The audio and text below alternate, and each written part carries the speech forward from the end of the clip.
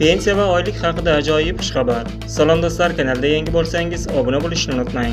Hozirgi kunda O'zbekiston hududida mehnatga haq to'lashning eng kam miqdori 1,155,000 so'm. Bazaviy hisoblash miqdori 375,000 so'm. Pensiyani hisoblashning bazaviy miqdori 428,000 so'm. Yoshga doir eng kam pensiya 834,000 so'm. Nogironlik pensiyasi, jumladan ish staji to'liq bo'lmagan chog'ida pensiyalarning eng kam miqdori 920,000 so'm. Mehnatga layoqatsiz fuqarolarga beriladigan pensiya miqdori 920,000 so'm. Belgilangan yoshga doir eng kam pensiya miqdori 834,000 so'mdan 920,000 so'mgacha. Pensiya oluvchilarning yoshga doir pensiyalari 920,000 so'm.